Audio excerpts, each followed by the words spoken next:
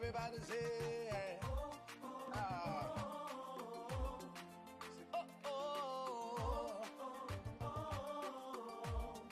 say, how can I express my gratitude for all the many things you've done for me?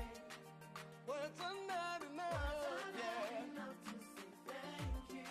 Say, Lord, you are my everything. You're my everything. How can I express my gratitude? How can I express my gratitude for all the many things Father, you done for me, yeah. Words are not enough to say thank you. Say, Lord, you are, you're my everything. Say, I call you Jireh. You're my provider. I call you Nisi. You are my banner. I call you Rapha. Hey. You are my healer. Say, Lord, you are.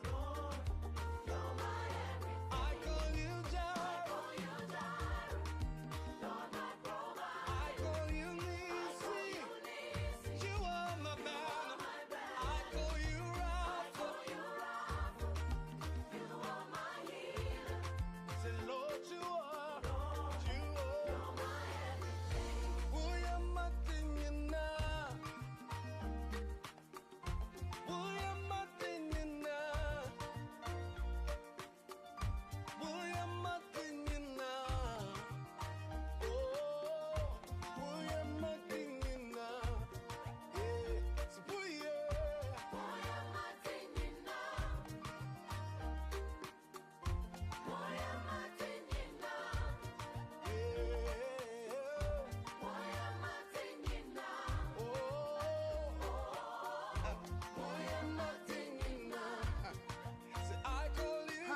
Hello, lovely people, wonderful members of the community.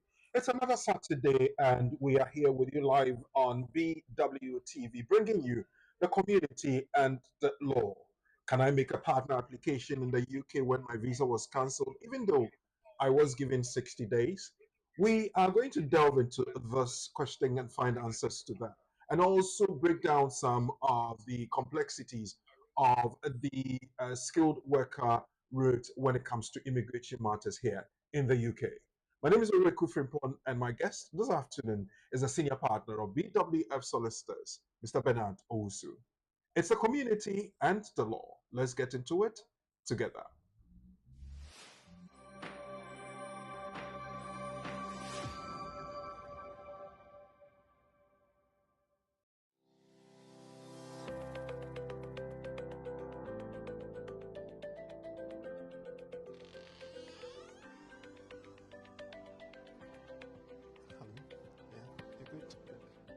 Hello.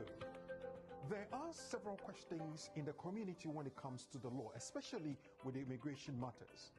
That is why I'm inviting you to join us on the program, The Community and the Law, live on BWTV and brought to you by BWF Solicitors, our trusted partners when it comes to the law. We are going to have a very massive discussion on some of the issues of immigration matters that bother you. And they have the opportunity to meet you live on the program to explain to you all the updates that have come from the Home Office and also address your questions and concerns that you might have when it comes to the law. The Community and the Law is brought to you every Saturday between 4 p.m. and 6 p.m. UK time. We're live on all social media platforms, YouTube, Facebook, and LinkedIn, at BWF Solicitors, at BWTV, and of course, we urge you to share the program and invite others to join us. Remember, it's at 4 p.m. to 6 p.m. every Saturday, live on BWTV. You have your questions.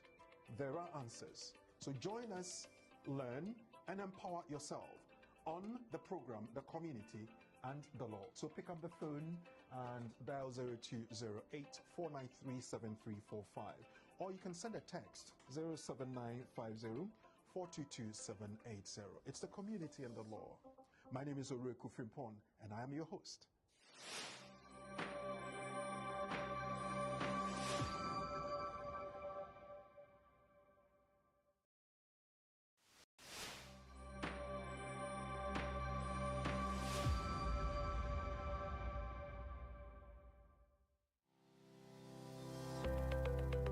Based in London, we are a dynamic award-winning firm specialising in a range of legal services. Welcome to BWF Solicitors, a trusted and experienced law firm specialising in immigration and nationality, appeals and judicial review, dispute resolution, family and matrimonial, and other family law disputes with international context. These include matters such as private child arrangement orders, contestant and uncontested divorce, non-molestation for domestic violence, and financial remedy. Our childcare and family team appreciate the issues facing you at such a difficult time. Our advice is delivered in a confidential and sensitive manner. Meet Bernard Owusu, our esteemed senior partner. With over 32 years of experience and known for his expertise and dedication to serving our clients and the community. BWF Solicitors stands for integrity, respect, excellence, teamwork, diversity, inclusion, and service to the community. We provide tailored assistance specific to your case. At BWF Solicitors, every day is filled with dedication, creativity, and a commitment to finding the best solutions for our clients. Our team at BWF Solicitors is ready to assist you with all your legal needs. You can find us at the 4th floor, Anna House, 214 to 218 High Road, Seven Sisters, London, N15 4NP. Our main office line is 0208 493 7340, or our emergency line is 07712 761 884.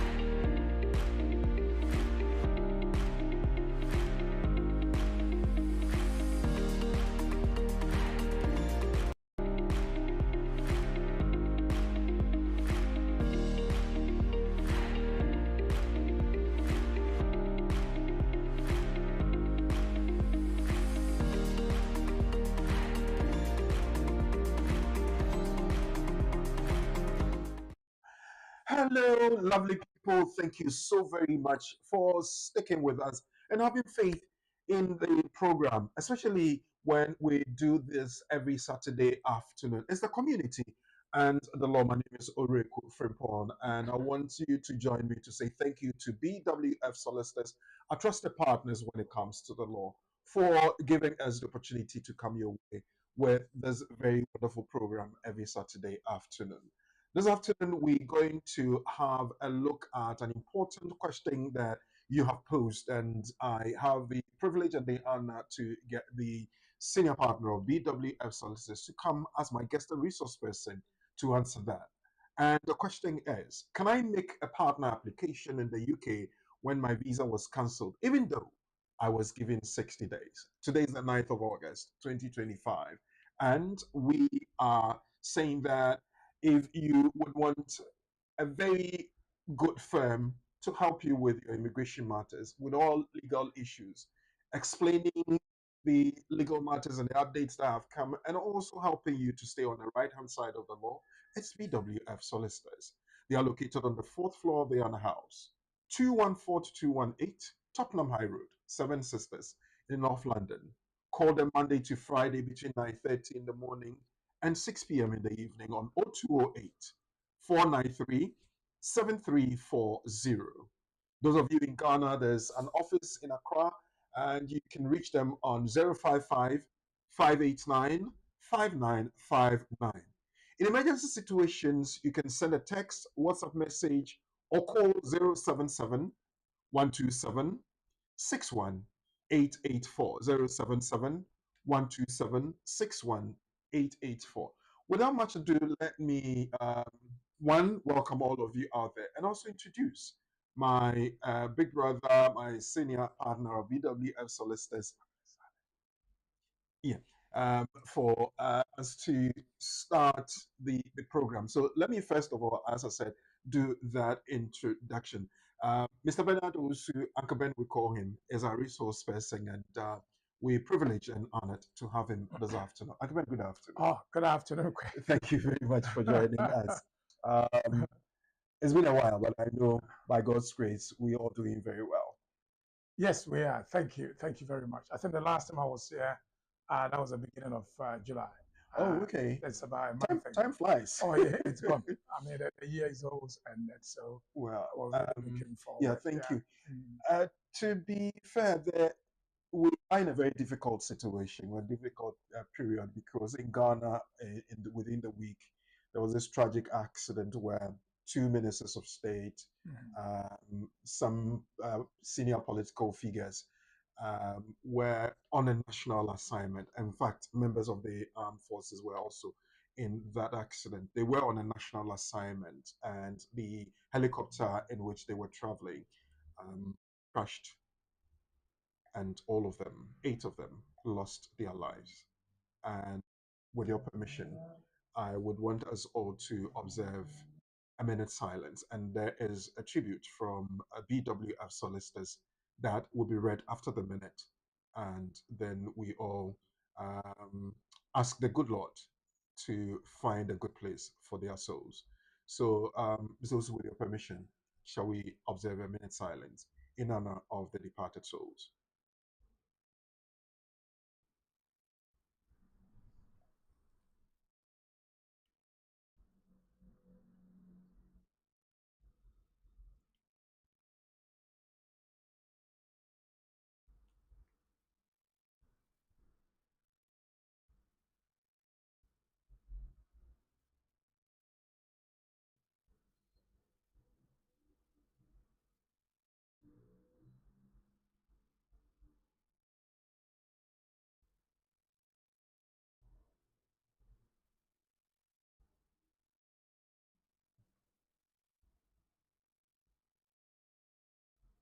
So, on behalf of BWF solicitors, we extend our deepest condolences to the families, friends, and loved ones of Dr. Edward Omane Boama, Alhaji Ibrahim Mutala Muhammad, Alhaji Muniru Muhammad, Dr. Samuel Sapon, Mr. Samuel Abwaje, Squadron Leader Peter Bafemi Anala, Chum Ampadu, and Sergeant Ernest Ado Mensah.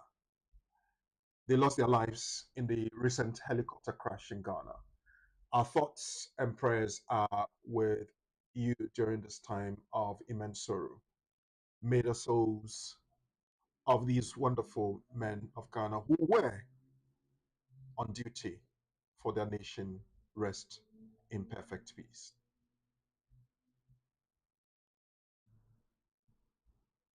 Thank you all for helping us do this. To be fair, it's a big tragedy. And interestingly, I think a few days earlier, there was an accident where 16 children also died. So it's a difficult period for the people of Ghana. And our souls, or our hearts, I should say, go out to all the families. So to the president, to members of government, to all people of Ghana, condolences. In the Akan language, we say Yako. Yame and Shamode. May God console the nation. And if there's anything that has to be done to avoid such things, may He give us the direction to do that. Thank you all.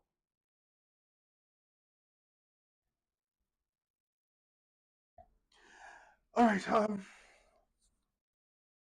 It's difficult because personally, I know Dr. Moneboama and Ibrahim Mutala during our student days when we're doing student politics, National Union of Ghana Students, the Student Representative Council, those times.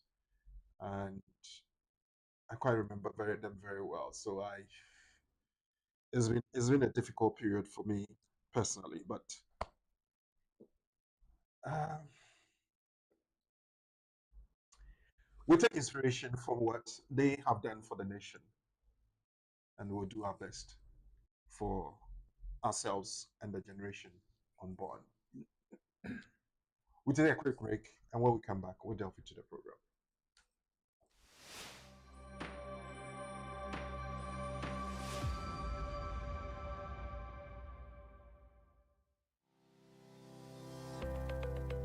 Based in London, we are a dynamic award-winning firm specialising in a range of legal services. Welcome to BWF Solicitors, a trusted and experienced law firm specialising in immigration and nationality, appeals and judicial review, dispute resolution, family and matrimonial, and other family law disputes with international context. These include matters such as private child arrangement orders, contested and uncontested divorce, non-molestation for domestic violence, and financial remedy. Our childcare and family team appreciate the issues facing you at such a difficult time. Our advice is delivered in a confidential and sensitive manner. Meet Bernard Owusu, our esteemed senior partner. With over 32 years of experience and known for his expertise and dedication to serving our clients and the community. BWF Solicitors stands for integrity, respect, excellence, teamwork, diversity, inclusion, and service to the community. We provide tailored assistance specific to your case. At BWF Solicitors, every day is filled with dedication, creativity, and a commitment to finding the best solutions for our clients. Our team at BWF Solicitors is ready to assist you with all your legal needs. You can find us at the 4th floor, Anna House, 214 to 218 High Road, Seven Sisters, London, N15 4NP. Our main office line is 0208 493 7340, or our emergency line is 07712 761 884.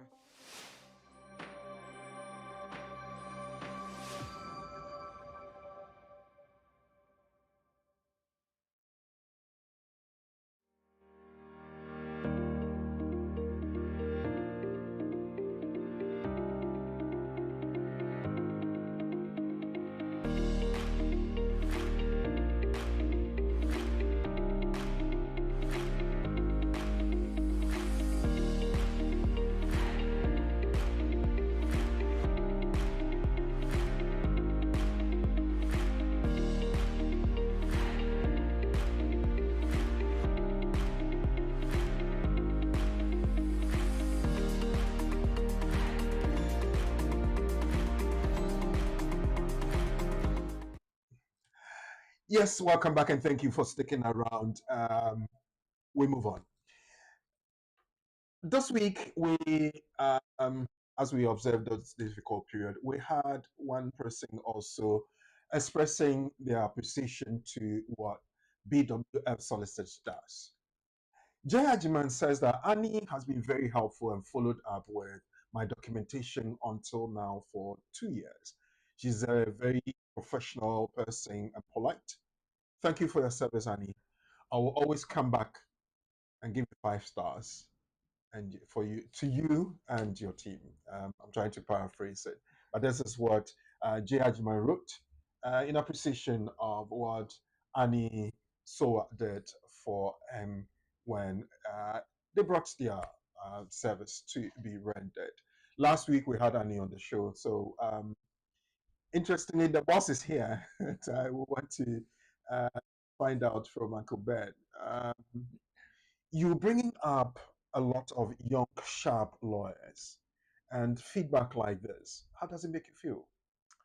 Well, Kweku, for us, I think it's a mission. It's a mission to make sure that you're leaving a legacy, and that includes making sure that the next generation are well equipped to take over the mantle when you're no longer there. So it's all part of a strategy that was set in motion 20 years ago when I set up BWF Solicitors.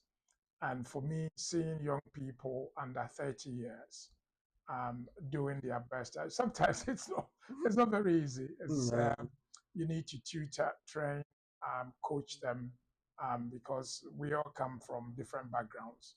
And being a lawyer is one of the most difficult professions in the UK because you're highly regulated.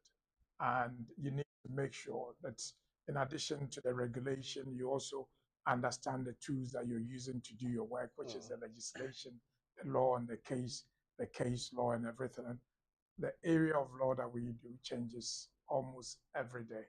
So you need to be on top of it. All right. So yeah, Annie, congratulations, and keep doing what you're doing. And to all the members of the BWF Solicitors family, we want to say thank you so very much because you work as a team and you really live your professional life as a family. So people come in here and they are satisfied. And of course, I will urge other people who have had the benefit of their service to also give us that feedback. And if you have any other thing you want to share with us so we can improve on our service, don't hesitate as well. You can send a text to the office on 0739920848, or you can call 0208-493-7340. Those of you in Ghana, 055-589-5959.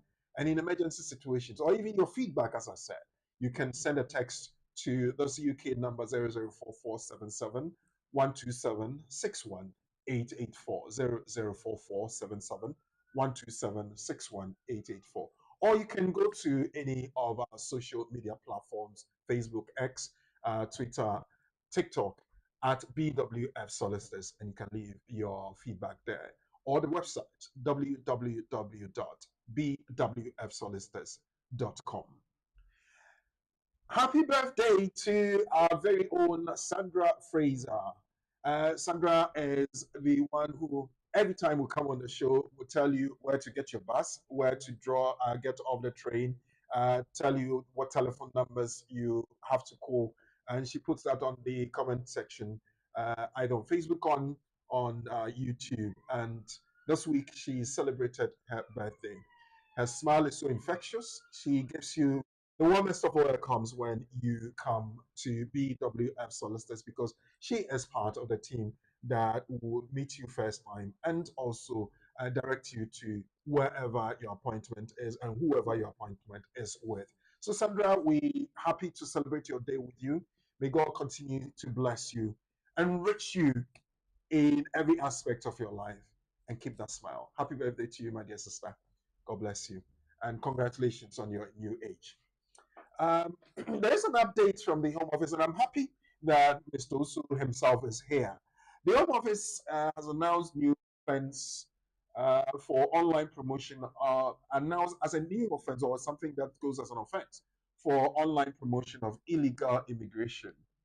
When I saw this, I was like, well, what are they talking about? So I left it to the main man himself to come and explain for us.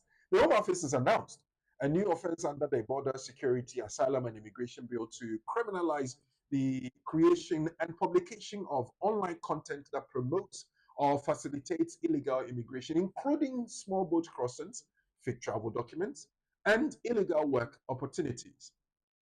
Offenders face up to 5 years in prison and substantial fines. Also, providing immigration advice or services while not being regulated or authorized is a criminal offense under the Immigration and Asylum Act of 1999. Oh, what's coming up, Kobet? Well, Kweku, so I mean, these things do come regularly, and we like to update the community for people to be aware that some of the things that people take for granted is actually criminal offense. So there's a new offense that is being created, and the offense is to ensure that with the proliferation of the social media, you've got TikTok, Facebook, even WhatsApp. I think these days you can do live on it, and some other social media platforms, is to make sure that they get hold of the whole concept of promoting illegal entry. Facilitating illegal entry is already an offense. It's in the 1999 Act. Right. But the content creation and promoting the travel of people to the UK. And I've seen in our community, I've seen one particular lady who boldly comes on to do stuff that, you know, is borderline content creation and promotion of illegal stuff. Again, breaching immigration rules. For example, if somebody comes and say, I'm selling husbands and wives, you know, I have cleverly put it that way because I don't want to highlight. Once I highlight that part, everybody will People will go watching that. And, yes, will be wrong to be so these are things that we need to be very careful. The Home Secretary is quite adamant that this is the only way that they can get hold of people. I don't know whether you watched the TV today. Yesterday, they arrested almost about 50 people who are facilitating illegal entry, already assisting people to cross the channel to the UK. They've created a crime for it. So this is a new one that is going to be added on to the plethora of crimes that we have. There's one that I intentionally added, that is providing immigration advice or service. Now, people don't know that immigration advice is a protected area. If you're not a solicitor, and when I say a solicitor, I mean a solicitor. If you're not a barrister with public access, if you're not registered with the Immigration Advisory Service, which used to be the OISC, which is the Immigration Ombudsman, and you provide immigration service or advice or assist in immigration cases, whether for money or voluntarily or on charitable basis, if you're not registered or you're not a lawyer, and please, when I say lawyer, I mean a lawyer who's gone to law school, not only gone to university and law school, but gone to law school and has been admitted as a lawyer. Lawyers, for example, in Ghana, when I finished my law school, I came straight to the UK. I had to go back to be admitted. In the UK, although I started off as a barrister and I worked variously as a barrister in-house and an advisor, eventually I had to switch to solicitors, and you have to be admitted. If somebody is not admitted or they're not regulated, they are not lawyers, please. And let's be clear about this. About that, yeah. So that when you go to someone and they've posted on their wall their university degree or a certificate that she's got from somewhere, that doesn't make him a lawyer. And I always tell people, if you want to find out whether somebody is a lawyer, a regulated lawyer, ask for their full name, their proper full name. Put it on the internet. So for example, Daniel Kweku Frimpong, put Daniel Kweku Frimpong in Google, or put Bernard Owusu there, or put Charles Asma, or Annie, or Eunice Champo. Just put it online and see whether they are lawyers. If they are lawyers, the Law Society will tell you. They have a website there, and I want you to go to our website. When you go to a lawyer's website, a solicitor's website, we will be bringing up the BWF solicitors website, so we can make reference. You will see that there is an authentication link, and that will come in a minute. So that, yes, let's scroll down. Let's go down. Let's go. Let's go. Go, go.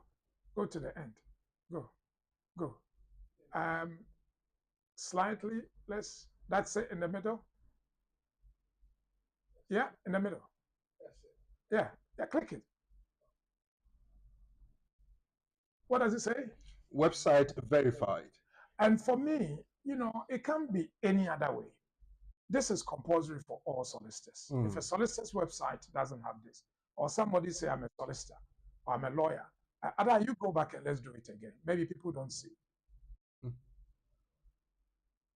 Okay, so you know, between our logo and so the link under the business hours, you see Solicitors Regulation Authority. Click on it. Then click on that one. it will take you to the site that says that the website is verified. The Solicitors Regulation Authority regulates BWF solicitors. According to our records, BWF solicitors operates the website www.bwfsolicitors.com.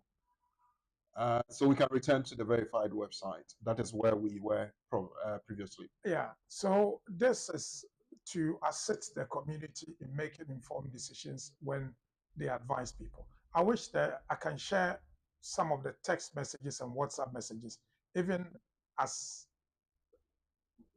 early as or as late as 2 hours ago, where this lady took £10,000 from a Ghanaian. He had a week for his visa to expire. She showed him a customary marriage certificate and everything, said, I was going to make an application for you. This man came to see me 3 months later. He said he hasn't heard anything. He hasn't done his finger. So I called this lady. We spoke. She admitted to me that she hasn't made the application. Now the person is an overstayer. Now, what we could do, and it may be that we'll have to do it. I've given her the chance to refund the money at least because she's already caused the damage. Is to report her to the Immigration Advisory Service, and they will prosecute her and she will go to prison. So if you provide immigration advice, either in your church or you have a table and desk in a barber shop, or you meet people in McDonald's and take their money, or you tell people that you will sell them COS, because once you mention COS, you're providing immigration service. You tell people you sell COS and you take the money. If they report you to the Immigration Advisory Service, it is a criminal offense. So all those people whose money have been taken by connection men and fraudsters, if you want to go ahead, you can report them to the Immigration Advisory Service. You need to add all the evidence, the proof of payment to them, because at the very least, even if it's not for the money that they've taken from you, is a promise they gave you that will give you COS and make an application that is provided immigration service, and they will go to prison. So we want to warn everybody. Immigration has a reason why it's a hot cake. It is the only area of law where we are insulted every day by politicians. And, you know, we need to be very, very careful. In fact, when the riots happened 2 or 3 years ago, lawyers were given special protection that people were coming to our offices to attack us. And nobody else gets that apart from lawyers who give immigration advice. So let's all be informed about who and where and, you know, who can provide immigration advice or assistance. For immigration advice and assistance, definitely I would direct you to visit the offices of BWF Solicitors, 214-218 Tottenham High Road, Seven Sisters, North London, 0208 493 7340. They work Monday to Friday between 9:30 in the morning and 6 p.m. in the evening. Thank you very much, BWF Solicitors, for giving us the opportunity to do the right thing and go to the right place. They don't only advise us, they empower us to understand the law as it is. Did you know that if your visa or permission is cancelled without written notice, the cancellation may be defective?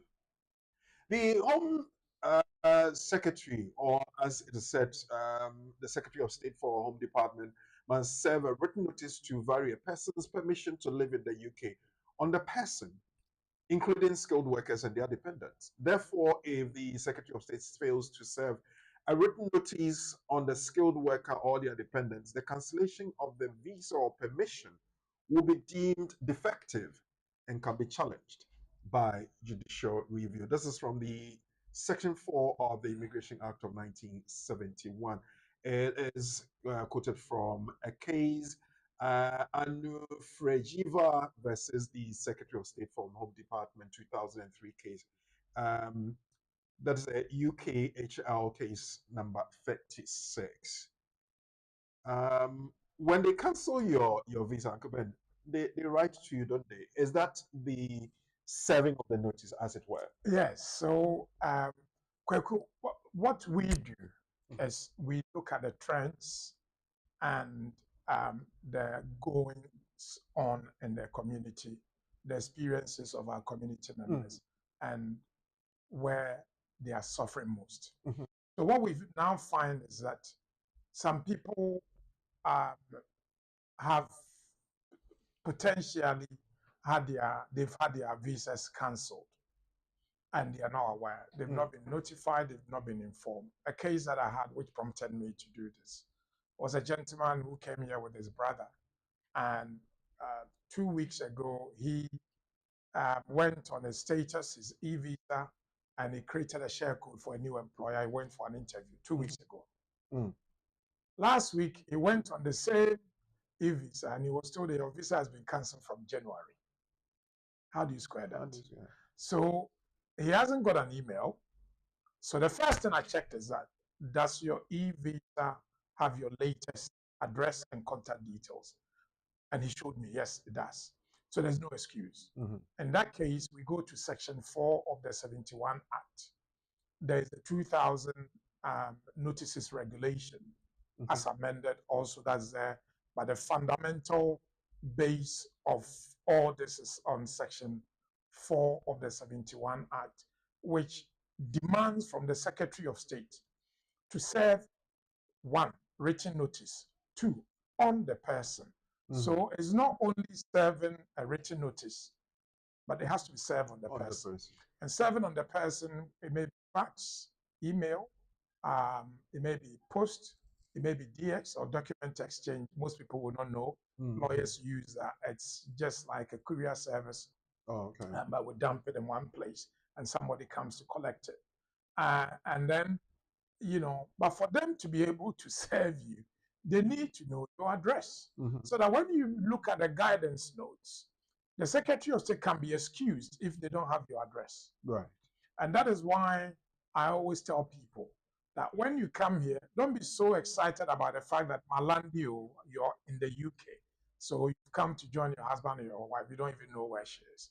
You haven't even bothered to check your e-visa or the details there. So there's a lady who came to see me and she didn't receive her notices. And she said she tried to go into her email and she couldn't access her email because the email is in Ghana. I was wondering whether some of the emails traveled. Anyway, eventually she was able to access it and she realized that she had been served notice about 20 or 30 days prior. All right. There's this confusion of section paragraph 39E of the Immigration Act, please. There's no transition period of 14 days. If your visa is to expire today and we pass today and we go to tomorrow, you are an overstayer. There are some people in the community who are giving advice, oh, don't worry, even when your visa expires and you make an application within 14 days, it will work. No, please. Don't allow your visa to expire. Yeah. And I'm adding this as an extra bonus. Kweku, it's worrying. And that's why we're advising people that don't go to unqualified people. The 39E is an exception for people who, because of particular reasons, are not able to make the applications on time. Maybe sickness, it may be admission in a hospital, it may be that where they were, there were no facilities. It may be that they started to make the application, but the online platform wasn't working. So it's not because you then decide that, I know it's expiring today, so I wouldn't do it. I will wait for 14 days. Within 14 days, I can make an application. If you come to me and your visa is expired and it's not more than 14 days, we will make the application for you, but we need to justify why the application has been made late. And these are some of the reasons why I always tell our community members, be conscious and deliberate about your own case. Yes, we are lawyers, we will help you. But you have to be more interested than me. Yeah. Where I show more interest in your case than you, there's a problem. It means that you're not taking particular interest in your case. The phrase, oh, lawyer, well, it's true, but you need to be deliberate about showing interest in your own case. And that way, if they have to serve you, they will serve you. If they don't serve you, be rest assured that any good lawyer can fight to get them to accept that they've made a mistake. So in that case, we wrote to the Home Office. We told them, we gave them the notices. We cited the cases, their own guidance, page 56 of the cancellation notices guidance of October 2024, which clearly tells the Secretary of State, please don't cancel the visa before you serve the notice on the person. And this is how you can serve the notice. I didn't create it. It was created by the Home Office. And if page 56 of their own guidance note tells them that don't do this and don't do that, they do it. Even if you put a section aside and we put the case law aside, the guidance notes, if you look at the case law in this area, Adiola, for example, the Supreme Court case, which clearly says that the guidance note is not law, but where something is a positive is promised in the guidance, which is an advantage to you. If the Secretary of State doesn't do it or takes it away, then your legitimate expectation has been broken, which means that you can bring an action against the government. So in this case, can we say that there must be a length of time for them to give you the notice before they do the cancellation, or they can give you that notice or serve it on you when it has already expired, and then you are to face the consequence of that? Okay, so when you look at the guidance note, page 62, 63, I may be missing the pages, but it's a guidance note of October 2024, which is a Home Office guidance on curtailment, cancellation, and revocation. It says that if the person is not a reason why his visa is being cancelled, then he should be given time. Okay. Your time will not exceed your visa. So if your visa will expire in 2 weeks' time, they will not give you 60 days. They will give you 2 weeks. But if your visa will expire, let's say, in 4 months' time or a year's time or 2 years, the law requires them to give you 60 days. It's not everybody who will get 60 days. But I would say 99.9% you will get 60 days. Okay. So if your visa is cancelled without being given, because remember, when your visa is cancelled, you don't have a right of appeal. And therefore, you cannot go before an independent judge. The only way you can challenge it is by way of judicial review. So it's always important that you take the cancellation notice seriously. And then you instruct a lawyer who will be able to help you to challenge them. We will be dealing with cancellation and some of the issues around it as our main topic. But in the meantime, let me get you this scenario and ask you the question about that. Mary Brown is a dependent of a skilled worker in the UK. In June 2025, she attended an employment interview and shared a right to work as a share code, which showed that she had leave to remain until April 2026. 2 weeks later, when she attempted to create another share code for a prospective employer, her status had been cancelled from January 2025. She said she did not receive any notice from the Home Office. What is her remedy in law? She has to leave the UK because her permission has been cancelled. Could it also be that she can make a new application if she has a new certificate of sponsorship? Or, as the Secretary of State for Home Department failed to serve a written notice of the cancellation on her, she can bring a judicial review claim. That's the question I'm asking. So what is her remedy in law? Think about it. That will come later on in the program, the tail end, so to speak. And then if you bring in the answers, I'll ask Uncle Ben to help us to identify the correct one. That would be Mary Brown's remedy in law. With that, we're taking a break, and I just want to remind you that we're going to look at this very interesting question that says that, can I make a partner application in the UK when my visa was cancelled, even though I was given 60 days?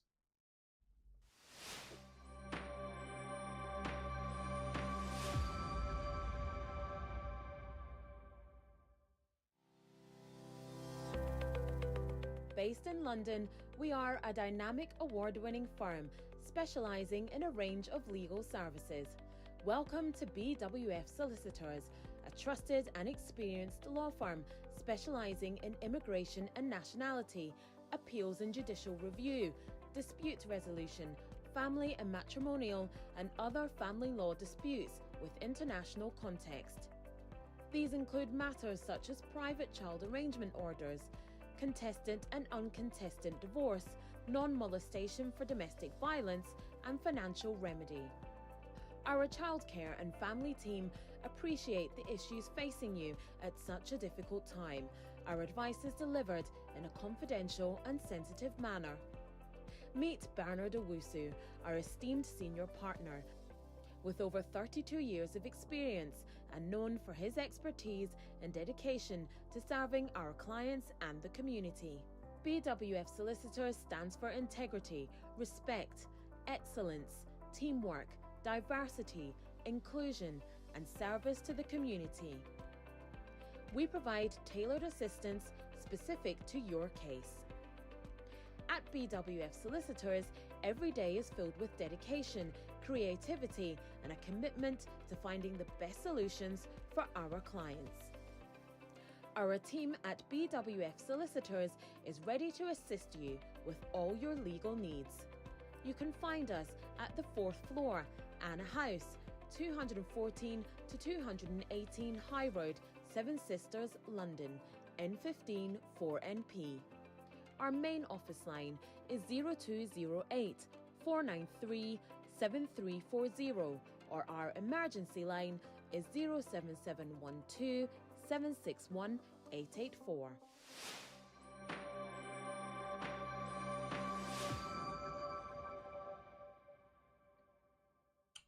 Thank you very much for sticking around. We're still live on BWTV, and it's the community and the law. Can I make a partner application in the UK? I would want you to pay particular attention to that. In the UK, when my visa was cancelled, even though I was giving the 60-day notice. I mentioned earlier on that we're privileged to have the senior partner of BWF Solicitors, our trusted partners, here. Uncle Ben is our resource person and guest. Uncle Ben, breaking it down, partner application in the UK, then this 60-day thing. It takes my mind to the certificate of sponsorship, the skilled worker route, and then people, for reasons the Home Office have given, that their licenses or their stay or their visas will have to be cancelled. Then partner application comes into the picture. It's a whole conundrum of things. Help us look at that. What is partner application? Why would a visa be cancelled? And where from the 60 days?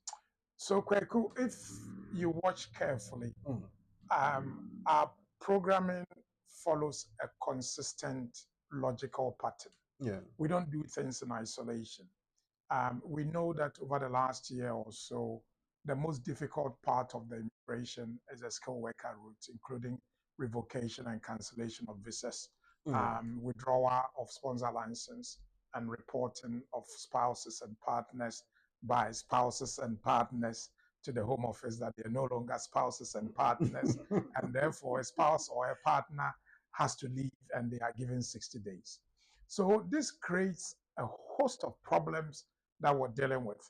The most of the cases that comes to us these days, whether it's a one-off consultation or a full-blown case, is from a skilled worker who wants to transition into a permanent status in the UK. And that's why we've created this program.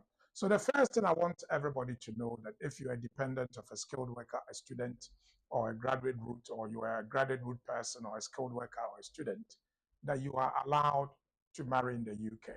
No law has changed. In addition, the dependents can also marry.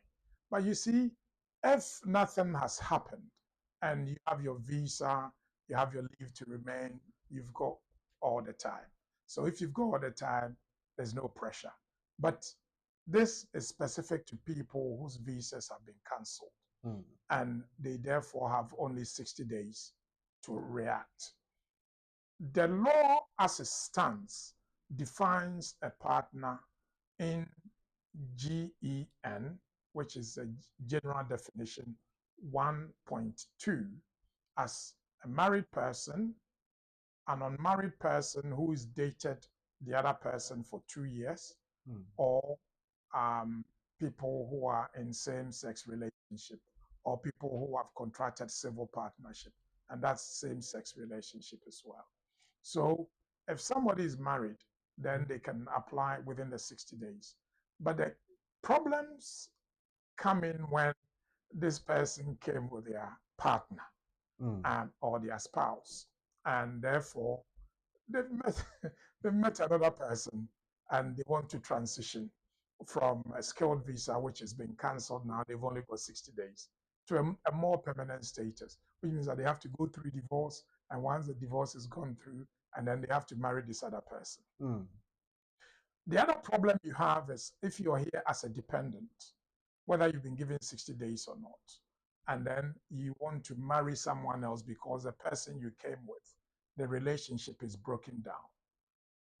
Because you have to divorce first and you've divorced, although you can marry in the UK, if you tell the Home Office, because when you go to the registry, they will inform the Home Office because they need to get permission for you to marry from the Home Office. Okay. And when they go to the Home Office and they tell the Home Office that this person is going to marry, the Home Office is like, wow, but you were brought here by Mr. A. Yeah, and you have a partner. Yeah, so if you're going to marry, it means you're divorced. And the reason why you're here is because of the person who is a skilled worker. So it means that you don't have to be here. So what we've devised, I mean, I've done a video, it will come out next week, dealing with all this particular complex area. So what we are blessed with the most beautiful culture in the world. As a Ghanaian culture, is the most beautiful culture in the world. And our marriage is one of the most legally recognized marriage in the UK. Okay. And there are so many case laws. And there's a case law that you will see on Monday, which is a Nigerian case law, but you don't have many Nigerian case laws. All the big case laws about customary marriage, the English people call it proxy marriage. It's not proxy. I've told them before, I advise the High Court and the Court of Appeal, I told them our marriage is not a proxy marriage because our marriage is not Kweku and Ajua. Is that families? It's the two families. So whether Kweku is there or Ajua is there, the families will be there. Yeah. Plus, case law tells us, both Ghanaian case law and the English case law, case of McCabe and McCabe, tells us that a white man can conduct a customary marriage of a Ghanaian woman in Ghana in the same way that a Ghanaian man can conduct a customary marriage of a white woman in Ghana. So we shouldn't, our customary law is the most beautiful part. Yeah. So the first thing that you must be aware is time. You only have 60 days. And by the time you read the email, you've already lost some hours or a day or two, especially if you're like other people who don't go into their emails regularly. The first thing you need to do is you have to be free to marry. So free to marry means that if you're already married, that marriage is dissolved. Now, remember that the UK does not allow polygamy. Although there was a case I did that I advised the High Court. It's a case of Yemo, Yemo versus the official, the Office of the Official Solicitor, which was, I think it's a 13-wife scenario. 13? Yeah. The man had married 13 women, and they were all his wives at the time of his death. So I was asked by the court to advise what should happen in that case. But for immigration purposes, the UK does not allow polygamy. So if you marry, although under customary law, you can marry so many women. And my Ghanaian friends, a lot of them are so happy that, we are not going to follow the white people. Customary marriage allows us to marry so many women. So if you're my wife and you don't play ball, I can go and marry a younger woman and everything. Well, so it allows that, but we have something called public policy. And public policy, when you look at the proper legal definition of a customary marriage and why it's valid in England, there are some restrictions. And I'm not going to go into that because that's for lawyers to think about. And for immigration, it doesn't even apply. Because if you are in a polygamous relationship, you can only bring one person. And once you bring one person, you cannot bring another one. And that's why you need to divorce to go and marry again. Mm. The customary marriage regime is very strict in Ghana. Okay. So you need to perform the customary rites, and that can be done within the 60 days. Once you perform the customary rites, before you even take that step, there's something that we do that other people don't do. It is for the reason of the case that I was involved in called Alfonso Brown versus Maywood. It went to the Court of Appeal. I advised the case at a very later stage. By then, the solicitor was dealing with a case from another firm, had made so many mistakes because they didn't understand the Ghanaian law. So when I got involved, I was able to change the expert, Professor Woodman, who is the best Ghanaian law expert this country has ever had. But I was able to challenge them and he changed his mind. But the issue there was consent. Because in our form of marriage, the man has to consent to the marriage and the woman has to consent. It doesn't matter that the family have consented. The parties have to consent. So if the man says that I didn't consent, or the woman says I didn't consent, the burden falls on the person who is relying on the marriage to prove that the other person consented. And for me, for you to show that there is consent, in order to prevent something coming back at you in future, is to both parties must do a statutory declaration or a power of attorney. Because you are in England, you're not going to Ghana to marry. Everything I'm saying is in England. So the marriage will be done in Ghana, but the parties are based in England, and you don't have to leave the UK to go and do that marriage. And because you don't have to leave the UK, and it is someone who is conducting the case on your behalf, and for completeness, it is always important for the two of you to write up a power of attorney, a simple power of attorney or specific power of attorney directed to a specific person to say, I, Bernard Nana Owusu, do appoint you as my attorney to conduct customary marriage on my behalf to this woman. And the woman will also say, I, Ekwe Atenewa, do authorize so and so as my attorney to accept the marriage proposal from this person. So once that is accepted, once that is done, and it's done in Ghana, you've got the consent from here, you've got a proof from Ghana, you've got a registration of the customary law, which comes in the form of a Schedule A under the Marriage Act. They bring it, they add a letter from the Ministry of Foreign Affairs and Regional Integration. They add a letter from the Judicial Service. They add a letter from the District Council or the Metropolitan Marriage Registry.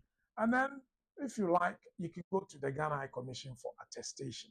And then everything is that where they put that red stamp on it? The red stamp is from the Ministries of Foreign Affairs and also the courts. They are the people who do the seal. But the Ghana, the embassy will give you what we call the marriage. So this is a letter from the Ghana High Commission. And the Ghana High Commission, as you can see, they will give you a letter to confirm that the marriage was contracted. There's signatures on the certificates, what they say they are. And so they go to add to the authenticity of the marriage. And you can also see the type of marriage certificate that we are referring to. And that comes after this. Let's go. So this is the letter from the Foreign Affairs. And you can see that it's done by the Assistant Director of Legal. The person in charge of legal is Jane Gasu, who used to be who was my junior from school. But this is done by her junior, who is Assistant Director of the Legal. And then there's another letter, which is the statutory declaration. And this is done to enable you obtain the certificate. Without this, you will not get a certificate. And the power of attorney that I advise that you do is so that they can then settle this statutory declaration. And then once they've got a statutory declaration, this is the customary marriage certificate. This is what it looks like. So if somebody is not present at their own marriage, this is the only marriage certificate they can show. If they show the other one, which I don't want to show to so that I don't confuse anyone, then that's so this is the only one. This is the only one needs to be shown. That's correct. This is the only one. So it has to say Customary Marriage and Divorce Registration Law 1985 First Schedule form of register. And as I said, part 1, particulars of husband. I will have the husband at the top, name of husband, age, date of marriage, place of marriage, other existing marriage. For the man is allowed to have marriages. That's why the man section, it says other existing marriage. Okay. But the woman, she can only marry one. So you see the woman, they're asking her condition.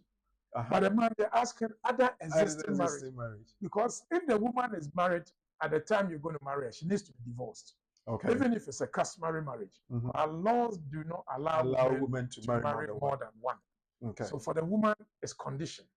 And for the man, it's other existing marriage. The correct thing to put there is nil.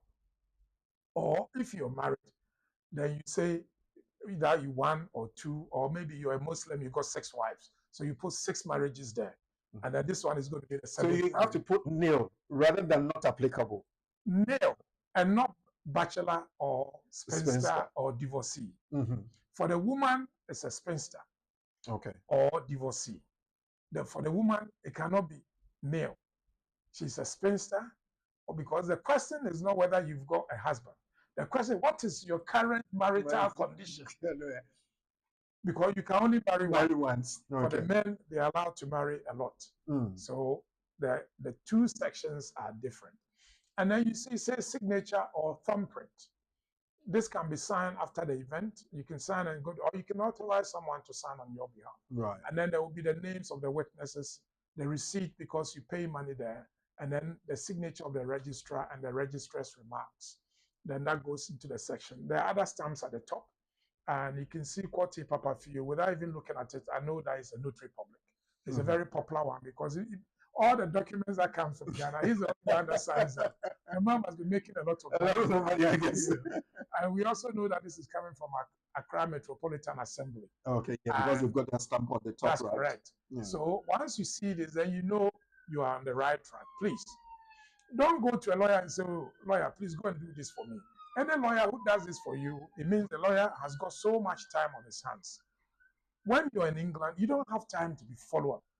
What I always tell clients is that if you ask a lawyer to go and do this for you and there is a problem, he's not going to tell you. Yeah. But if he doesn't do it and you do it and you bring it, I will tell you that, don't take this because it's going to cause problems. But clearly, it's not done here, so don't get a contractor here. Get them in Ghana. They do it. They stamp it nicely. They send it by DHL. But before then, they can screenshot and send it to you. You can upload it and use it for your application. It's as easy as ABC. Right. So I'm looking at the situation where this very person who has been given 60 days and then would have to show that they have married. What about their previous marriage? How do they get that dissolved within the 60 days? Okay. I'm asking this because here in the UK, to put in a divorce and get the absolute, it takes about 6 months. But this time, the person has only 60 days. What happens? Okay. So, and that's why we've put together this program. So we'll show you what a divorce looks like. And I'll explain to you exactly why we're doing this program. It's just so that I know my people are going through this. So we're also assisting them to do the right thing because we know they will do it. Yeah. So you have to help them. Technical team, let's show the divorce. So now let's just pause there and I will spend about 1 minute on it. There's something called Family Law Act 1986, Section 42, Section 46. They're very critical sections. If somebody is habitually resident here, it's a legal phrase. What does habitually resident mean? If you've lived here for more than 12 months and your marriage is a customary marriage, even if your marriage is a customary marriage, you can only produce these certificates. Okay. From Ghana. Sorry, folks who are not Ghanaians, I can only use this as an example because about 95% of our clients are Ghanaians. From Ghana, yeah. But if you're a Nigerian, you may have something similar. If you're Jamaican, you don't have a customary law, so I can't really say much about it. The Ghanaian divorce can be obtained in as short time as a week. Okay. There's an expedited service, and there are people who do that. very friendly people Mhm. who will do it for you.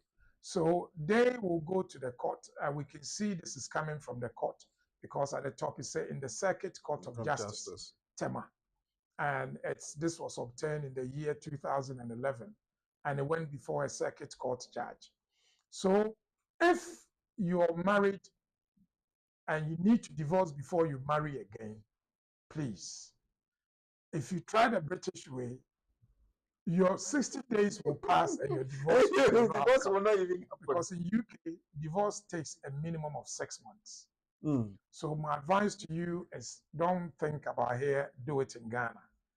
Even if you are habitually resident in Even if you are habitually resident here. Okay. But when you do it, get a lawyer, a licensed lawyer in Ghana. in Ghana. Please, not UK.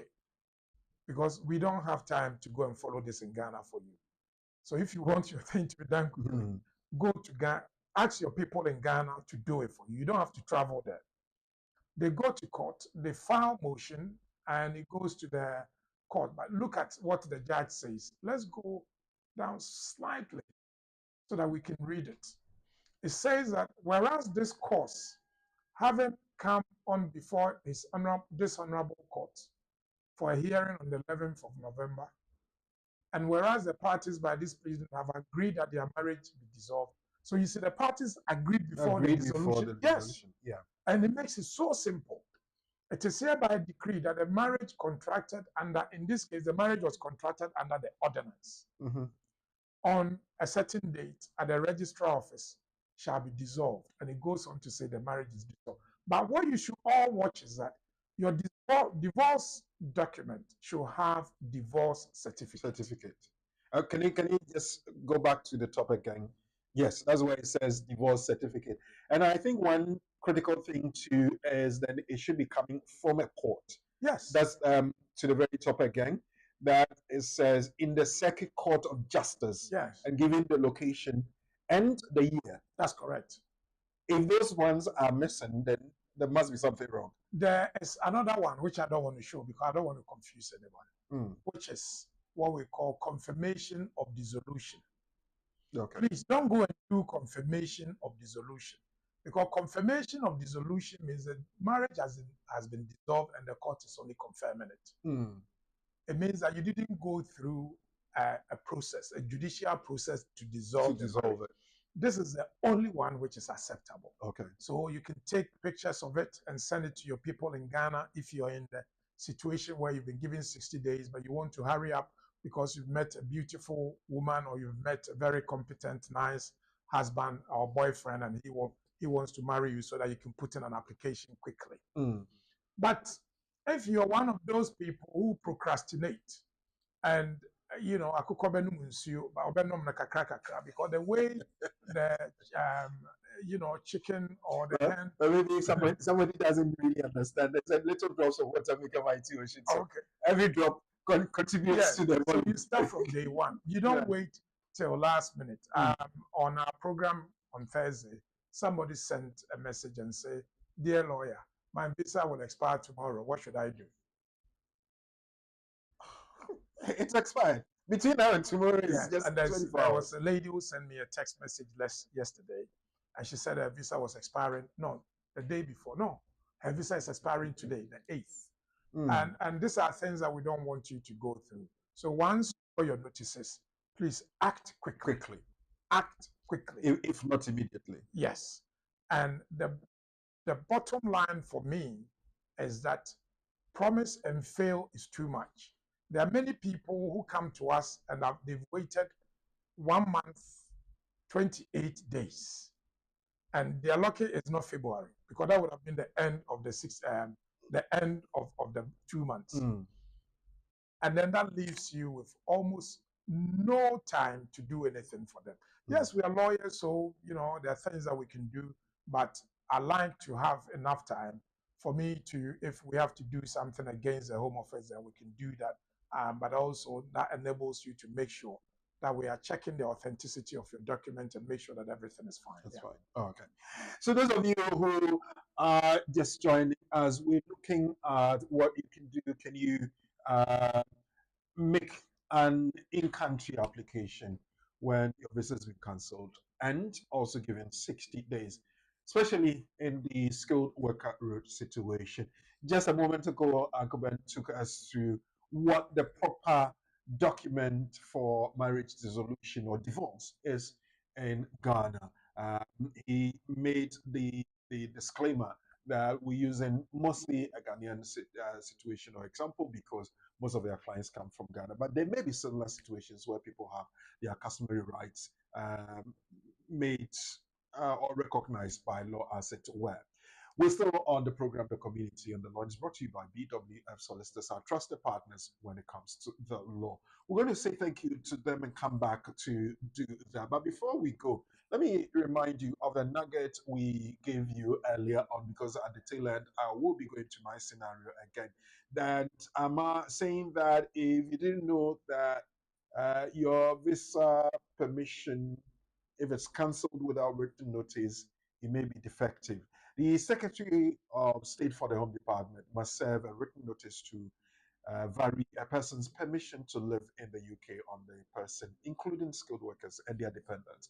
Therefore, if the Secretary of State fails to serve a written notice on a skilled worker on their dependents, the cancellation of the visa or permission will be deemed defective and can be challenged by judicial review. So then I went to the situation of my dear friend who is a dependent of a skilled worker in the UK, Mary Brown. In June 2025, became a dependent. She attended an employment interview and shared a right to work as a share code, which showed that she had leave to renew until April 2026.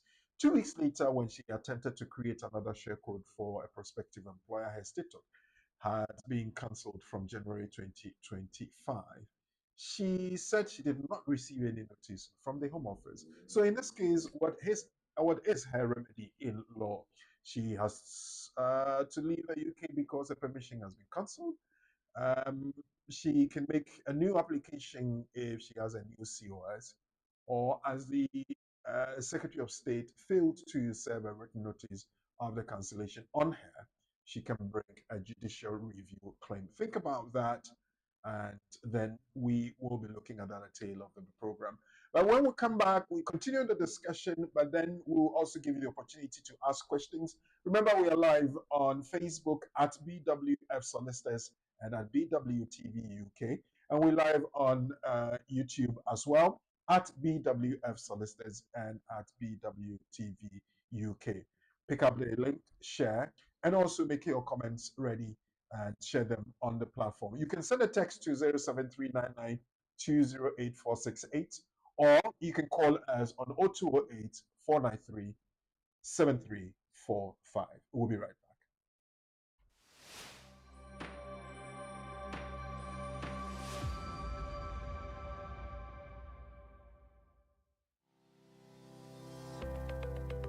Based in London, we are a dynamic award-winning firm specializing in a range of legal services. Welcome to BWF Solicitors, a trusted and experienced law firm specializing in immigration and nationality, appeals and judicial review, dispute resolution, family and matrimonial, and other family law disputes with international context. These include matters such as private child arrangement orders, contested and uncontested divorce, non-molestation for domestic violence, and financial remedy. Our childcare and family team appreciate the issues facing you at such a difficult time. Our advice is delivered in a confidential and sensitive manner. Meet Bernard Owusu, our esteemed senior partner. With over 32 years of experience and known for his expertise and dedication to serving our clients and the community.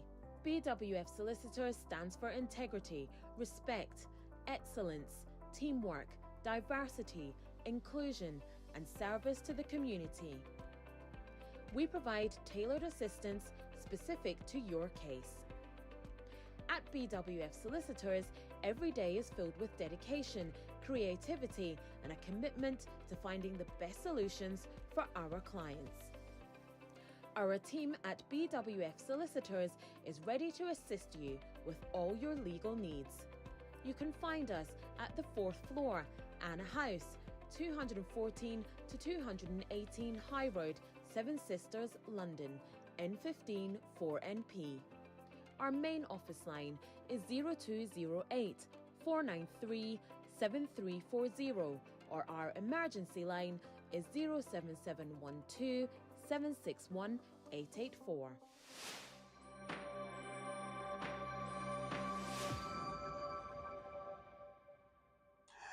Thank you very much, BWF Solicitors, and thank you, those of you on the platform as well, either on Facebook or YouTube. Abi Apia, you are there. We have Tilly Duma, Cynthia, Julie, and then Auntie Cynthia. Thank you very much for joining us. And the rest. Ade Taribo is here. Please like, subscribe, and share the program. Marianne Amoa, you are with us on YouTube. May they rest in peace. Yes, those honorable men. They really hit us. Kojo for a very educative program, watching live from West London. Kojo, thank you very much. Looking great as usual, Kweku and Uncle Ben. Thank you for your massive support to all.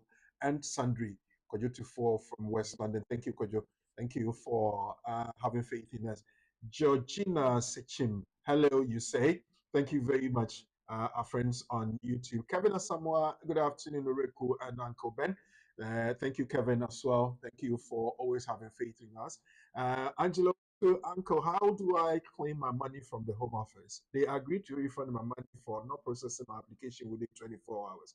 It's been 8 months and I've not received my refund. Remember, we're talking about when your visa is cancelled, can you make a partner application here in the UK, even though given 60 days? I'll ask a very blunt question. Well, coming back to your question, but I'll ask a very blunt question. And when can we make that application? Can we make an application if in the UK, yes. if it's been cancelled and given 60 days? Yes, we can. I mean, that's why we're hosting this program.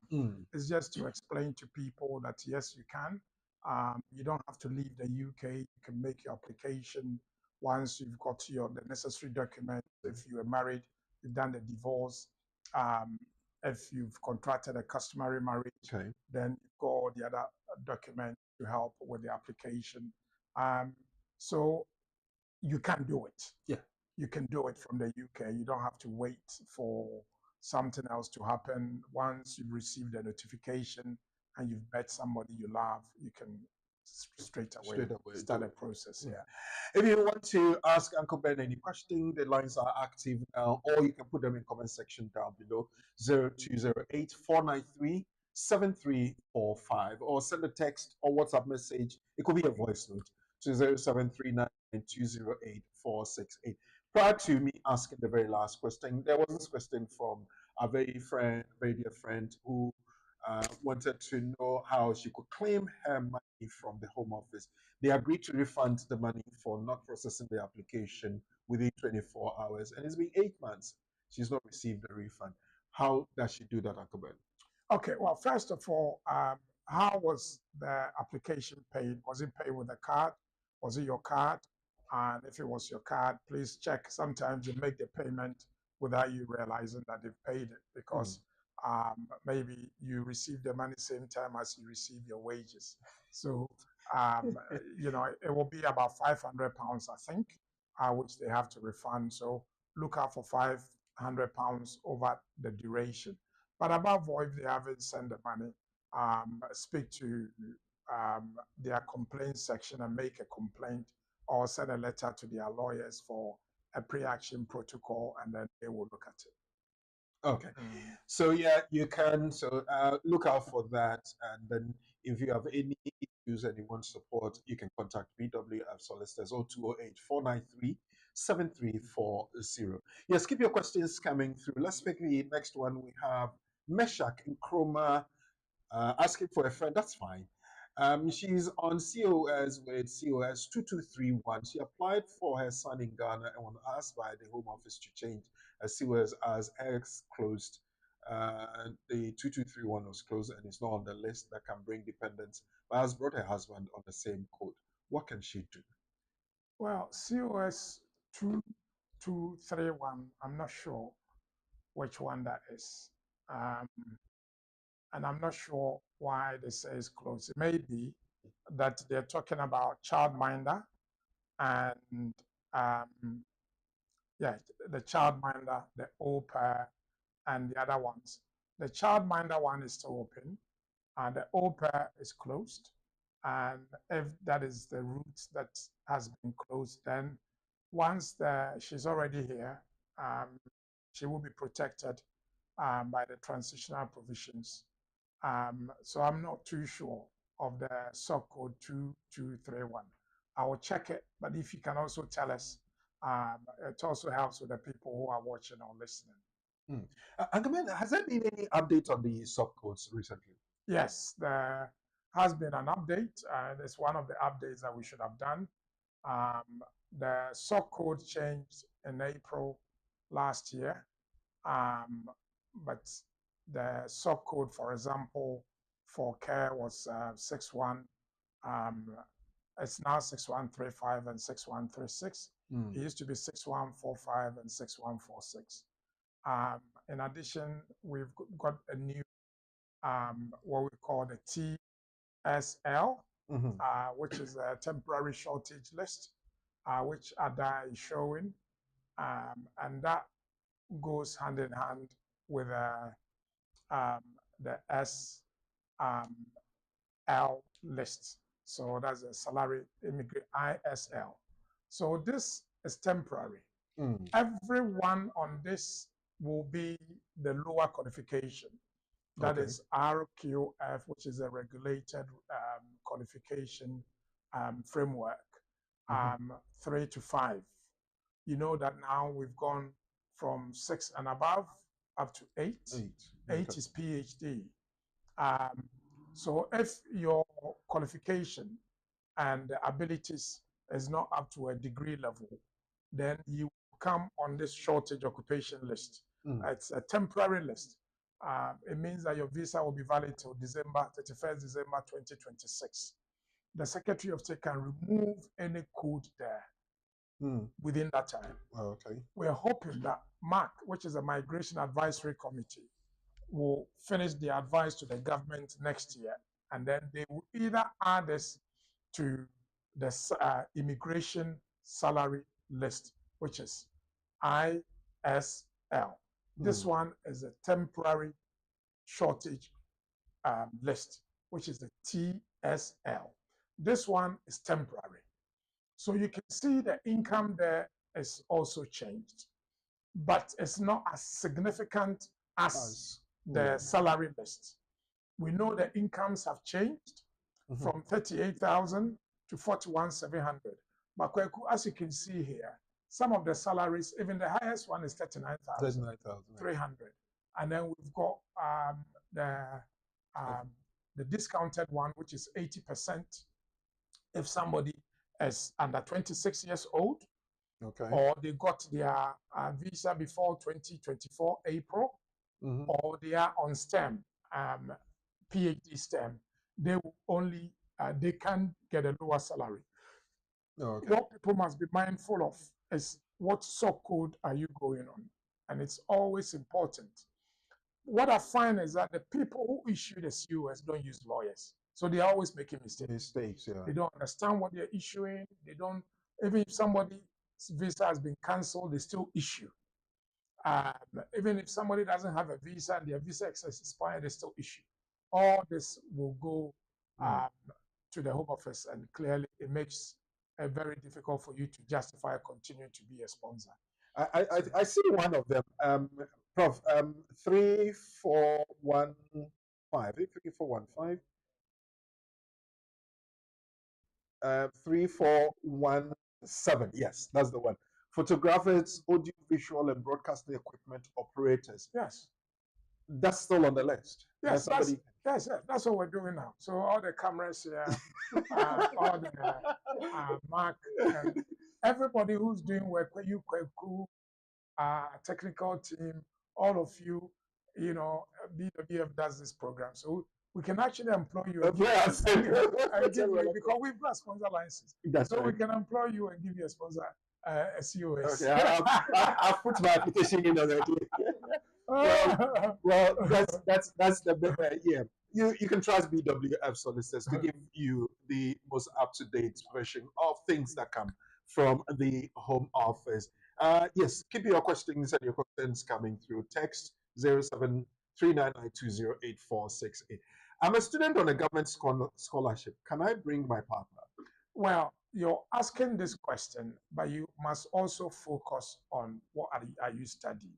Mm-hmm. Because for students, we know the law changed 2 years ago.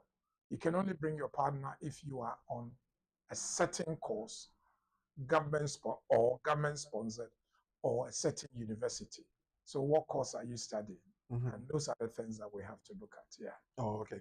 So then it doesn't necessarily have to be at the PhD level. No. Okay. No. All right. Yes, keep them coming through 0739920848. Let's pick the next one from the platform. Ruby as oops. Okay. Could you kindly slow down and call the numbers again so that we can get through to Uncle Ben and ask questions, please? 0208 493 7345. 0208 493 7345. I think I've been slow enough for you. Thank you very much for drawing my attention to that. Laura, I trade in digital asset. Can I register myself as a business and use it for my sponsorship? I'm on a graduate visa and is flying like water. Well, your time is running out, I guess. Yes, Uncle Ben. Well, please, when you come here, it's not all of us who are very technical. I know what you mean by digital asset. You're talking about, I think it's cryptocurrency. If that's what you're telling us, please just say that you're dealing in cryptocurrency. I know sometimes we want to embellish and gloss it and everything. If that's what you're doing, how is it a business? I don't understand. You have to explain it to me. I mean, I know my boys deal in it, and apparently they're doing very well. But for me, I think I want to see my money as money. I don't want to see my money as a digital asset. Okay. Mr. Technical Man, please come down to our level so we can all understand. Thank you very much. Yes, keep them coming through. Can I sponsor a dependent from Ghana if my initial skilled worker visa was cancelled and received 60 days notice before I got a new COS, Uncle Ben? If you've got a new COS, does the new COS, was it issued after April last year? If it was issued after April last year, what was your COS before then? If you came here after April last year, it means you were not allowed to bring a partner. If you came here this year, you still cannot bring your partner. So I know who this is. Please clarify. You didn't tell us when you got your first COS. And cancellation doesn't change your route.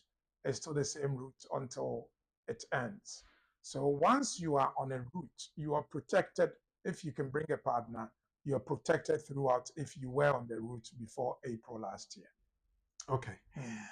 Yeah, Eurodia, that's your answer. If you need further clarification, as I keep saying, contact BWF solicitors and they'll help you. If you have sponsored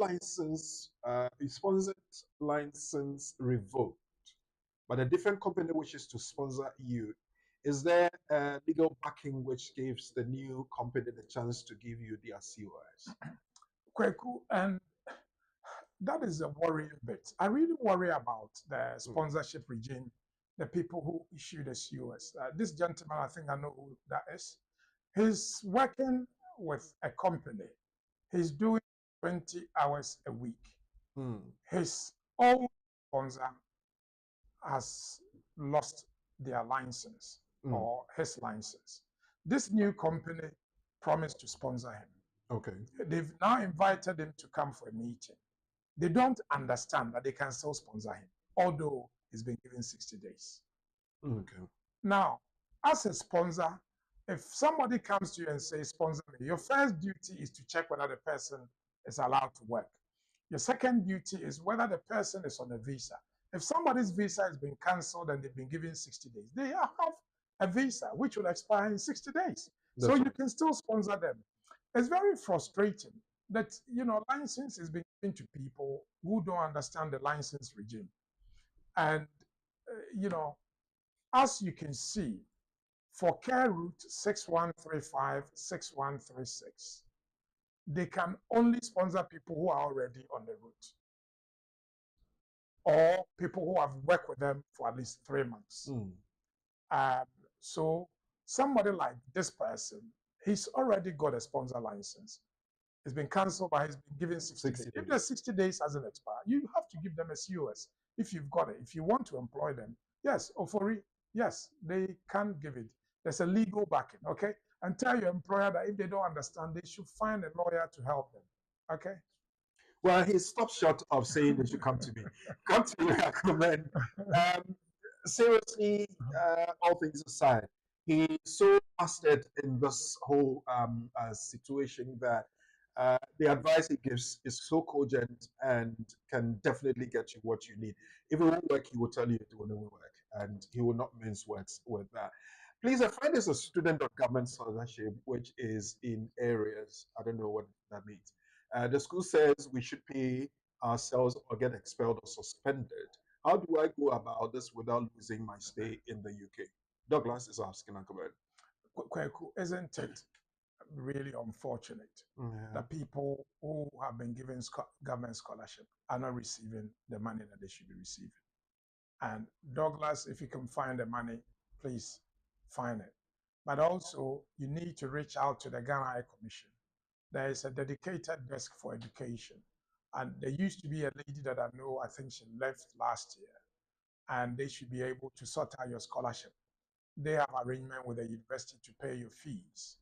And if the fee is not paid, I know some of these universities will cancel your course and withdraw you from the course, and they will inform the Home Office, which means that they will cancel your visa. So you need to act quickly, okay? And then you have to avoid the almighty 60 days coming. How many days or months will I have to wait to know my status or get a decision on my conversion of EU pre-settled status to settled status as a spouse of an EU citizen? Uncle? Well, it shouldn't take long. I would say anything between a few weeks to up to 6 months. The reason why I say 6 months is that sometimes you put in the application, they do the automatic check and they cannot find your NI number over the 5-year period, although we know you can now use 2.5-year period. So what you need to do is to check what period you started working and do a cover letter and send it to them and say, listen, the law has changed. If you can only see 2.5 years, yes, you can use the 2.5 years to give you the status. All right. Yes, Douglas, thank you very much for that. Let's get to the next one. Kennedy said, can I switch to spouse visa if I'm currently on a dependent care visa? Kennedy, we've been saying this for the past few weeks, that yes, you can switch. I think since the 2nd of July, we've been saying this. You can switch, okay? It's either you want it repeated again, and again, and again, and again, or you're not in contact with your Ghanaian roots, so you don't join the Ghanaian, live streams and other things. But we've been saying this since the 2nd of July. Well, Ken, don't worry, you can. 0208-493-7345. Patience is asking, my company has been revoked and now they are giving us full hours. But I've tried applying to other companies and I've been rejected due to car and UK driving license. Help me before I am given 60 days. I think what Patience is trying to say, the company has been revoked and they are not, because they were not giving them full hours. She's tried applying to other companies and not being successful because no driver's license. She hasn't got a car, so she can't drive and do, I think, the domiciliary bit. Can you help them? Yes, we can. Technical team, go to our website. Let's take them there. And please, last week, the week before, and the week before, we did say that we've put everything on our website, and you should be able to use the website to find work let's go to resource. Let's go to resource. And let's go to useful link. Let's go to Care Visa Sponsors Database. So let's assume that you live in N154NP. And I do the magic for the person.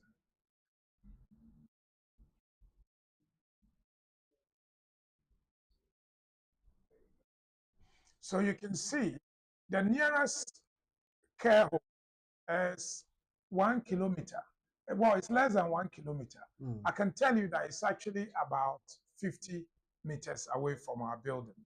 And it's Priscilla Wakefield House.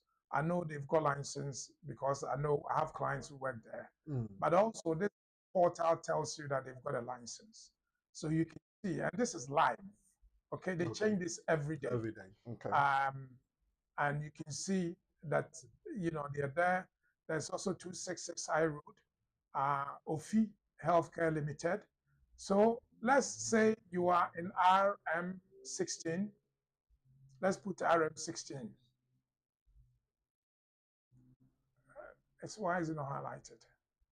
Has it come? I think it needs a full postcode. Okay, put RM16 6EZ.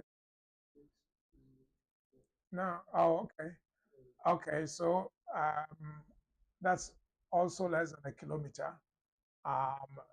So then in this case, where you are located, you can search within your vicinity whether there are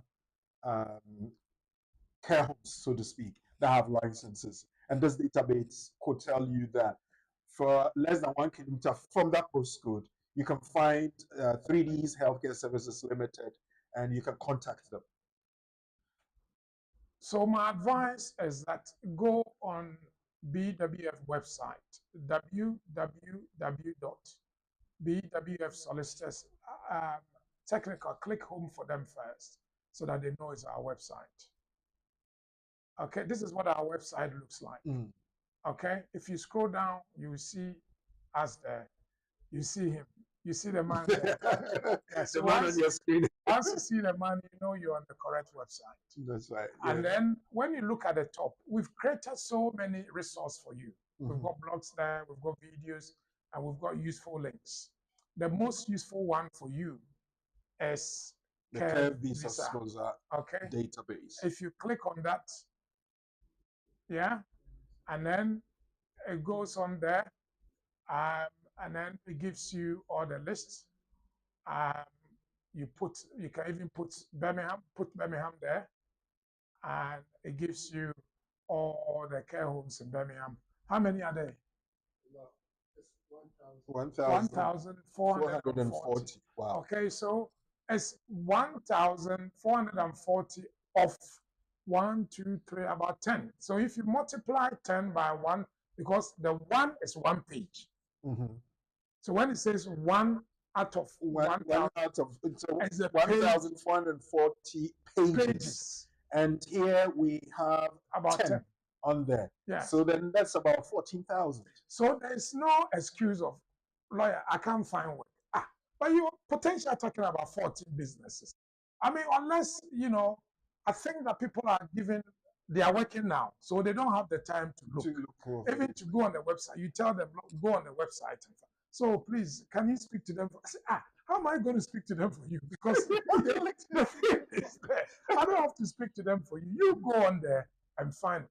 And you see, we don't only create things for the fancy of it. We make it functional. It's because of you that I put it there. To be frank, we don't have to put it there. But we put it there because of you. Yeah. And we've been saying this for weeks and weeks now. So you are the people who have to send it. So if somebody goes on the website, it will help you to find it. It's very easy. Very, very easy. Well, if nothing at all, you have learned something. And that resource on the website of BWF Solicitors is your friend. Just look at it every day. Even if you are not looking for work at the moment, you can preempt to say, well, maybe I may be moving out of London to Birmingham, for instance. If I go to Birmingham, is there a possibility of me getting a job there? Yes, there is a possibility. So you have to explore. What if I call out to Wadi? So once you are stationary, you are stuck. So move. So let's move to the next question, or the person that's got something there. My mom is to receive a British citizenship shortly. I am an adult daughter. I'm on a graduate visa expiring in February 2026. Can I depend on my mother to stay here in the UK? No, BWF web admin, no, please. Well, somebody sent this as a text and we copied it out. Yes. So it says no, please. Okay, let's see what else we have. Remember, I gave you the nugget and the question around it. So think about it. I'll be coming back to it. How many days does it take to get a response on my EU conversion of free settled to settled status? Is there a way to pay the expedited service? And when will I be due to apply for British citizenship? When I sent in my application or for a year, when when I send in my application, or a year when the status was granted. I think it's about indefinite leave, the naturalization application. Yeah, so this person is on pre-settled. He's made an application for settled status, which is the same as no limit on your leave or indefinite leave. If your application is straightforward, it's a matter of weeks to a maximum of 6 months. If it's more than that and it hasn't come, it means your application is not straightforward. So you must be chasing them to find out exactly what the problem is. Once you've got your indefinite leave, under Section 6.1, if you're married to a British, Section 6.2 is 1 year. Section 6.1 is 1 year. Section 6.2 is immediately. So it's 1 year after you got your indefinite leave or settled status. Okay. Keep it going, keep it coming. And we've got the senior partner of BWF Solicitors, Uncle Ben, here to help us answer your questions. Thank you for your time with us, lawyer. I came in with a visit visa, but I applied for FLR, which within 6 months I need to have a right visa. How can you help me? You came with a visitor's visa and you want to stay on. I guess that's what you mean. What do you do to stay on when you have come into the UK as a visitor? Is there anywhere? Well, the question that this person is asking, if you came with a visitor's visa, you can only change it to medical. You cannot change it to family. Even if you've got a child here, it won't work unless you overstay. That's what the law says. I'm not encouraging you to overstay, but that's what the law says. Even if you want to marry someone and use exceptional route, you have to overstay, unfortunately. So if you're here as a visitor, you cannot change it to anything apart from private medical treatment. My answer, yes, that's your answer. Thank you very much for sticking around and asking. We'll take, I think, one more if there is, and then we'll look at our nugget and quiz again. Get your answers, and then get Uncle Ben to help us get the right one. The new rule for health and care visa for NHS Band 3. Does a person need a degree before being a skilled worker for the NHS Band 3? And must the person be working with the employer after 3 months before the 22nd of July? Or can the 3 months be after the 22nd of July?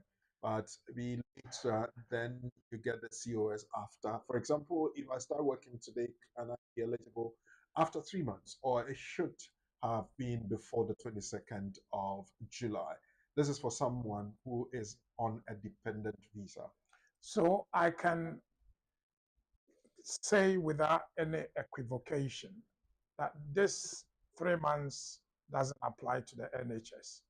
The 3 months thing is for people who are on code 6135 care, 6136 senior care. NHS doesn't need care or senior care, so it doesn't apply. And the guy who sent the code 2231 is for midwives. Midwives have not been cancelled because they come under nurses. So I'm not sure why they told him it's been cancelled. So this doesn't apply. Band 3, me, I don't know what Band 3 is. So you should tell me. But I can tell you that if you're working for the NHS and you're meeting the income level, unless, Nana, you're the person who is now earning 24,000.90 and you're not earning 25,000, what you need to do is to check the SOC code. What code is the NHS going to put you on? I want to know. Once you give me the code, I will give you the answer. So now we're waiting for the code. Give us a code. What code are they putting you on? Nana, I know your life. Get it to us before we run out of time. But I gave you this scenario that our friend. But before then, I think it's based on the nugget. So let's go back to the nugget again and say the Secretary of State for the Home Department must serve a written notice to vary a person's permission to live in the UK on the person. The notice should be served on the person, including skilled workers and their dependents. Therefore, if the Secretary of State fails to serve a written notice on the skilled worker or their dependents, the cancellation of the visa or permission will be deemed defective and can be challenged by judicial review based on Section 4 of the Immigration Act 1971. So then, my friend's situation, Mary is a dependent of a skilled worker in the UK. In June 2025, she attended an employment interview and shared a right to work share code, which showed that she had leave to remain until April 2026. 2 weeks after, when she attempted to create another share code for a prospective employer, her status had been cancelled from January 2025. She said she did not receive any notice from the Home Office. What is her remedy in law? Is it that she has to leave the UK because her permission has been cancelled? Is it that she can make a new application if she has a new COS? Or is it as the Secretary of State failed to serve a written notice of the cancellation on her, she can bring a judicial review claim? Which one is the correct answer?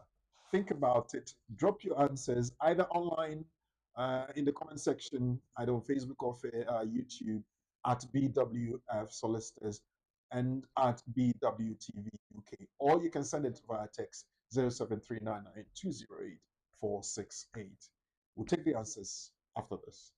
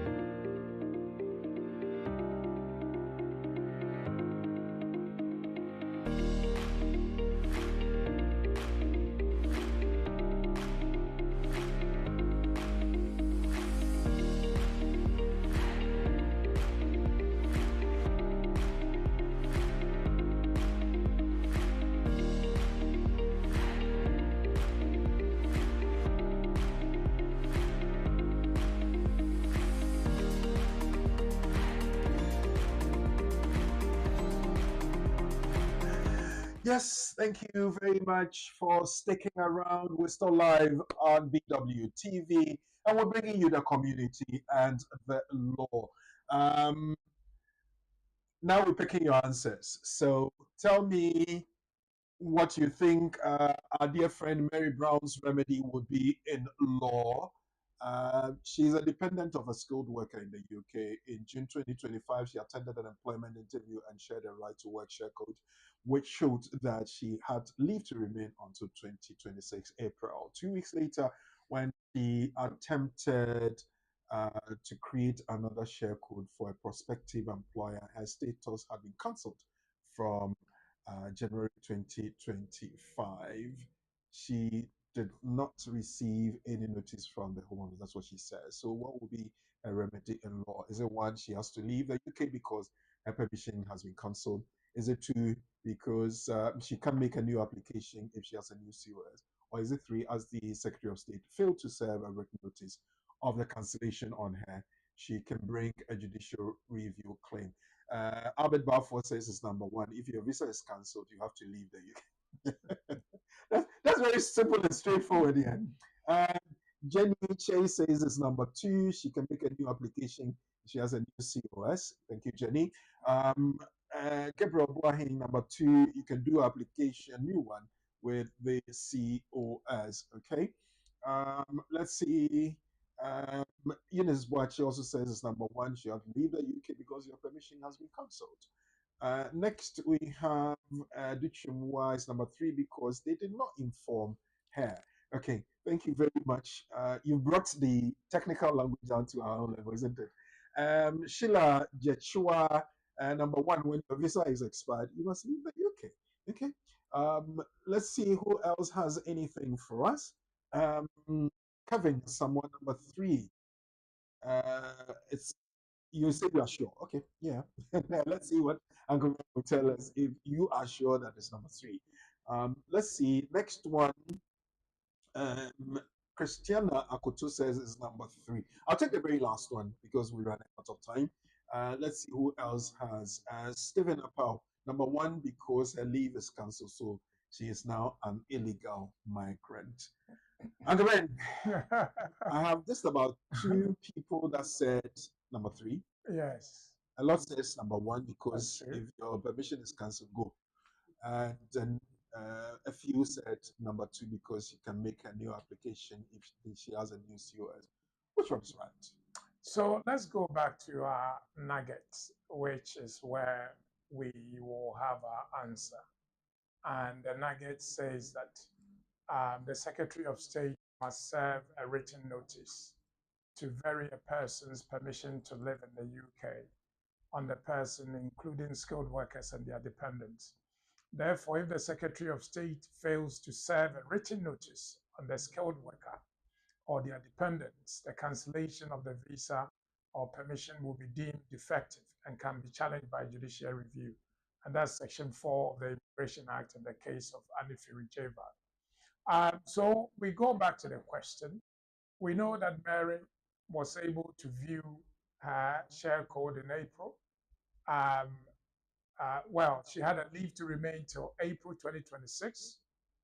And in June 2025, she was able to go on her visa. However, when she went on her visa 2 weeks later, let's assume it was still in June or July, her visa had been cancelled, they said, from January 2025. What it tells me is that there's a systems failure and they haven't informed her, because if they informed her, she will not be checking her status in June.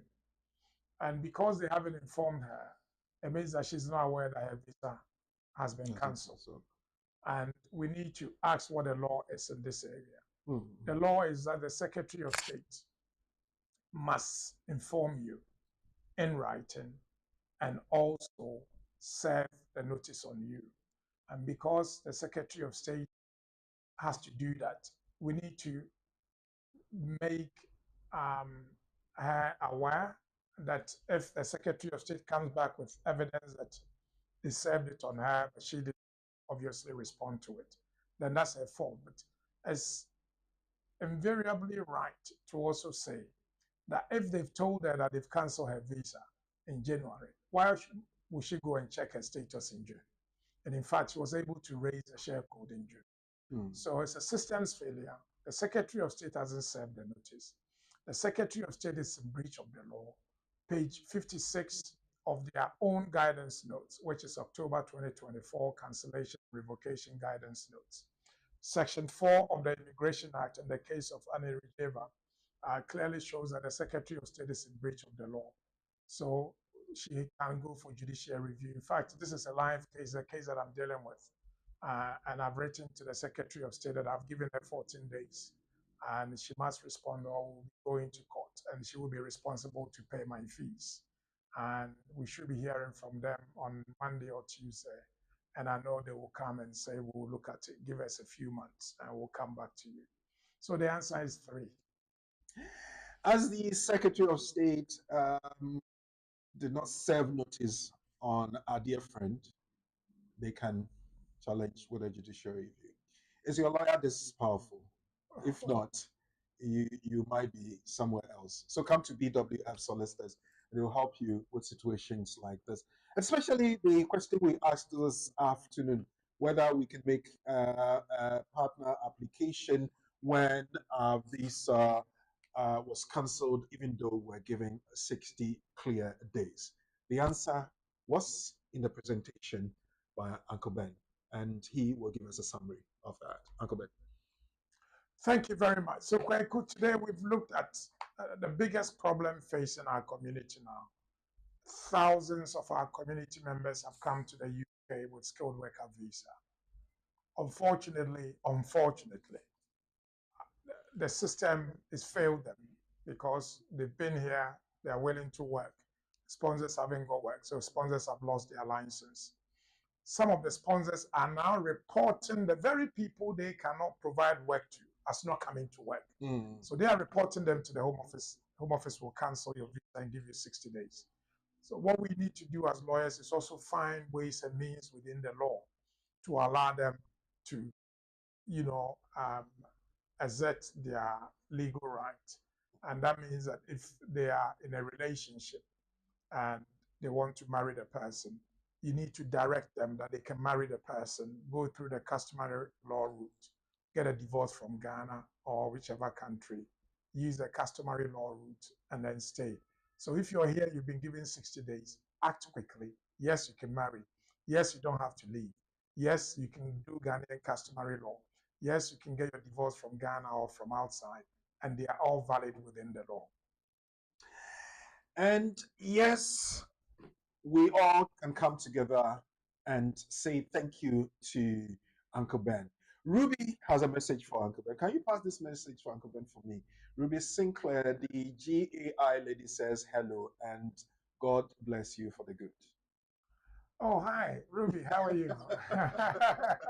That's a pleasant surprise. Yes, it is. Well, thank you very much, Ruby. And thank you for staying around because I know you've been around from the start of the program to now.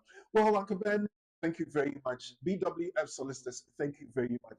You have been so very kind to allow us into your offices, into your studios, onto your TV program to empower the community. And like Oliver will ask for more, definitely we want to come back and do it again. So as we say thank you, we plead with you to help us do this again same time next week. And for those of you out there, I want to invite you to come join us again same time next week for another edition of The Community and the Law. We stand with the people of Ghana to show our share our condolences and mourn with the families that had their loved ones crash in the helicopter accident. My producer has been Professor Ade, and the production team has been the team made up of Sheila Ankra and Padmo Dudu. My name is Oreko Frimpong. Good evening and thank you.